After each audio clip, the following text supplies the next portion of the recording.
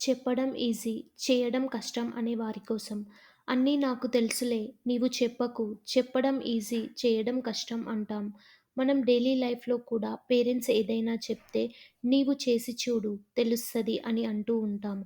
అవును, వాళ్ళకు చేయడం రాదు. అందుకే నీకు చెప్తున్నారు. వాళ్ళకు వస్తే వాళ్ళే చేసేవారు కదా! వాళ్ళ రోజుల్లో సరైన రిసోర్సెస్ ఉండకపోవచ్చు. ఆపర్చునిటీస్ లేవు. కాబట్టే వాళ్ళు నీకు చెప్తున్నారు. ఉంటే వాళ్ళే చేసుకునేవాళ్ళు కదా!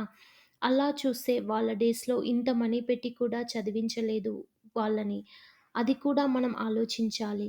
మనకు కూడా చెప్పే వాళ్ళని అనడం ఈజీ. బట్ వాళ్ళ ప్లేస్‌లో ఉండి చూడు నీకు తెలుస్తది.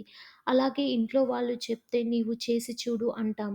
అదే గూగుల్ లేదా చాట్‌జీపీటీ ఏదైనా ఆన్సర్ ఇస్తే అది మనకు అర్థం కాకున్నా చదువుతాం.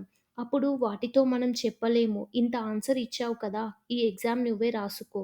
ఇంత కోడింగ్ ఇచ్చావు కదా! ఈ ప్రాజెక్ట్ నువ్వే కంప్లీట్ చెయ్యు. ఇంటర్వ్యూలో నువ్వే సెలెక్ట్ అవ్వు అని మాత్రం చెప్పలేము. కేవలం మనుషులతో మాత్రమే మనం ఇలా చెప్తూ ఉంటాము. ఏదైనా ఒక వ్యక్తి బిజినెస్ పెట్టాడు.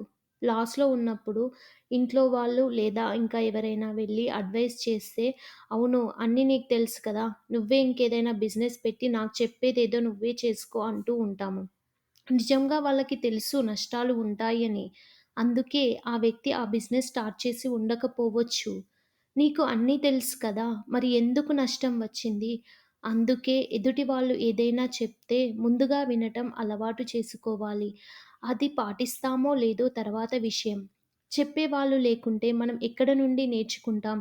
నిజం చెప్పాలి అంటే మనకి ఏమీ తెలియదు. మనం జీవితంలో నేర్చుకోవాల్సినవి చాలా ఉన్నాయి.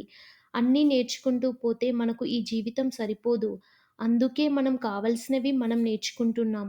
ముఖ్యంగా మనకేదైతే ఇంట్రెస్ట్ ఉందో అవి మాత్రమే మనం నేర్చుకుంటున్నాము. అందుకే చెప్తే వినాలి. చెప్పేవాళ్ళే లేకుంటే మనం నడవడం, మాట్లాడడం కూడా నేర్చుకుని ఉండేవాళ్ళం కాదు కదా! అందుకే ఎవరైనా ఏదైనా చెప్తే వాళ్ళని చులకనగా చూడకూడదు.